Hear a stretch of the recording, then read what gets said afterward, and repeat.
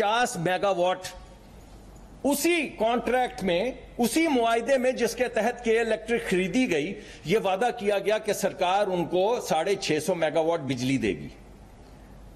खान साहब क्योंकि बड़े आदमी हैं, दरिया दिल हैं, सूफी हैं, नेक हैं, रियासत मदीना बना रहे हैं, और बाकी शिर्क विर्क की तो मैं बातें नहीं करता। तो जो भी वो कर रहे हैं, उन्होंने फैसला किया कि ये 650 मेगावाट बढ़ा के 2050 मेगावाट कर दिए जाएं। आपके यहां लोड शेडिंग हो रही है, रोज हमें आप यहां बुलाते हैं, हमसे पूछते हैं लोड शेडिंग क्यों हो रही है। अब मैं आपको बताता हूं लोड शेडिंग क्यों हो रही है। कि वो बिजली जो पाकिस्तान के तमाम शहरियों को मिलनी थी, उसमें 1500 मेगावाट बिजली खान साहब ने 2 से 3 मिलियन पाउंड के एवज कहा कि यह दे दी जाए के इलेक्ट्रिक को। इसकी कीमत पता है कितनी बनती है? यह जो इजाफी बिजली दी है, इसकी कीमत पता है कितनी बनती है? 300 अरब रुपए। कैलकुलेट कर दूं, 1500 मेगावाट ज़रबे 24 ज़रबे 30 ज़रबे 12 ज़रबे 0.9 ज़रबे 1000, 11.664 बिलियन यूनिट बनते हैं, जिनकी कीमत 300 अरब रुपए है। गिफ्ट कर दी। 250 अरब का प्लांट गिफ्ट कर दिया, 300 अरब की बिजली गिफ्ट कर दी। कीमत क्या ली? 3 million pound. 250 million dollar Malik Riaz साहब को गिफ्ट कर दिए। कीमत क्या ली? 450 केनाल। तो मैं आपसे पूछता हूं, भाई चोर कौन है? भाई चोर कौन है? मनी लॉन्ड्रर कौन है? ये वूटोंग क्रिकेट क्लब क्या बला थी? कौन है चोर, कौन है मनी लॉन्ड्रर? ये तमाम नंबर किसी को बुला लें। आप खुद अहले कलम हैं, अहले दानिश हैं, लिखने पढ़ने वाले लोग हैं, जाएं पता करें दतांग कोल प्लांट किसने कैंसिल किया, कब कैंसिल किया। ये 3 मिलियन पाउंड पहले आए या बाद में? कीमत पहले वसूल की या बाद में वसूल की इस मुल्क की?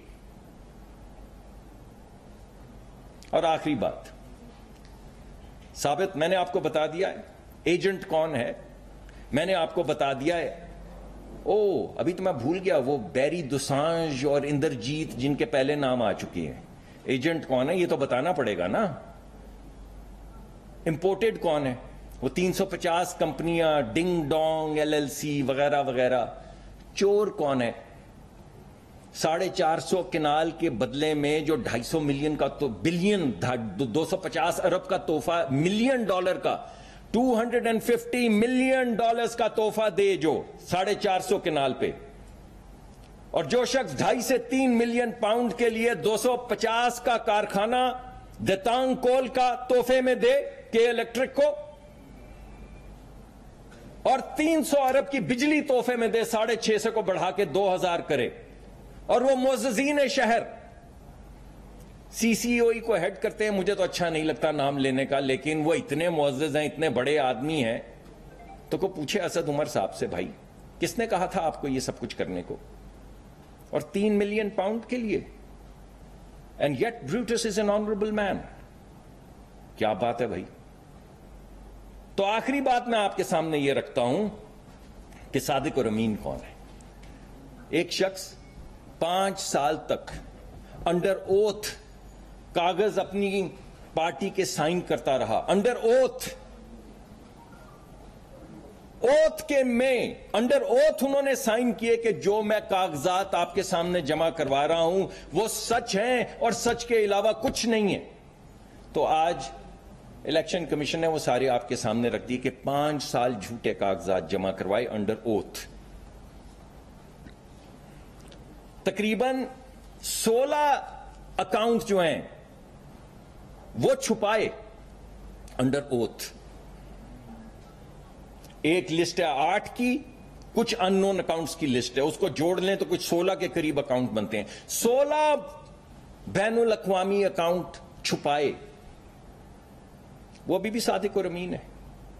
5 साल अंडर ओथ गलत चीजें लिख के साइन करके जमा करवाते रहे, फिर भी सादिक और अमीन है। 16 अकाउंट छुपा दिए, 8 तो खुद भी मानते हैं, वो अब भी सादिक और अमीन है।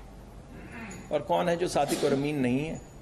याद करवा दूं, जो अपने बेटे की कंपनी में डायरेक्टर के तौर पे, अपने बेटे की कंपनी में, दुबई में अपने बेटे की कंपनी में एज अ डायरेक्टर पैसे ले सकता था, मगर क्योंकि अपने बेटे की कंपनी थी नहीं लिया। आप सब अपने बच्चों की कंपनियों के अंदर नहीं है। कोई अपने बाप को नहीं कहता कि आप आ जाएं मेरी कंपनी में बोर्ड के ऊपर। मैं चाहता हूं मेरा बाप, अगर अल्लाह ने मुझे इज्जत दी है तो मैं अपने बाप को बिठाऊं, अपने भाई को, अपनी अम्मा को बिठाऊं, बाकी सब बिठा सकते हैं। मगर एक शख्स था दुबई में, उसने कहा कि मैं अपने बाप को बोर्ड में डाल देता हूं। अदालत ने कहा, फैसले ने कहा कि तुम चूंकि बोर्ड पे थे तनख्वाह ले सकते थे, तुम्हारे बेटे की है, तुमने नहीं ली तनख्वाह, मगर उससे क्या गर्ज, ले तो सकते थे ना बोर्ड मेंबर के तौर पे, तो तुमने वो डिक्लेयर नहीं किया। क्योंकि तुमने वो डिक्लेयर नहीं किया तो तुम सादिक और अमीन नहीं रहे। क्योंकि तुम सादिक और अमीन नहीं रहे तो अब तुम वजीर आजम नहीं रह सकते। क्योंकि तुम अब वजीर आजम नहीं रह सकते और तुम सादिक और अमीन नहीं हो तो पार्टी के सरबराह भी नहीं रह सकते। किस बात पे कि अपने बेटे की कंपनी में तनख्वाह ले सकते थे, नहीं ली। अदालत के फैसले में लिखा नहीं ली, लेकिन क्योंकि ले सकते थे तुम सादिक और अमीन नहीं हो। और ये सादिक और अमीन है। तो मैं आपसे जाते जाते सिर्फ ये पूछता हूं, भाई ये एजेंट कौन है? ये चोर कौन है? ये इंपोर्टेड कौन है? और ये सादिक और अमीन कौन है? और इस मुल्क का इंसाफ क्या है?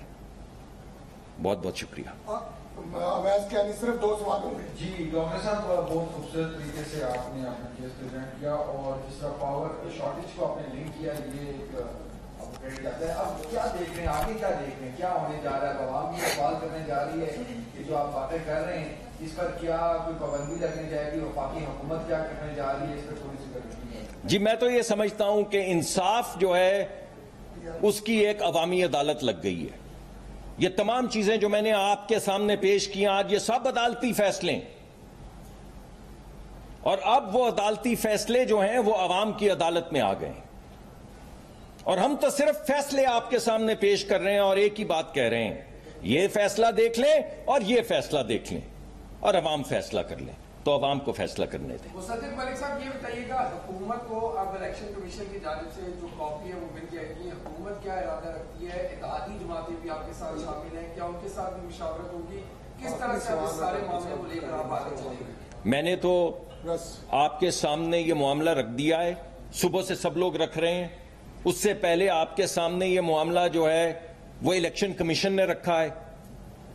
तो ये मामला अब आपके पास है, ये मामला हमारे पास आपकी अमानत है, इस अमानत की हम हिफाजत करें। बहुत बहुत शुक्रिया।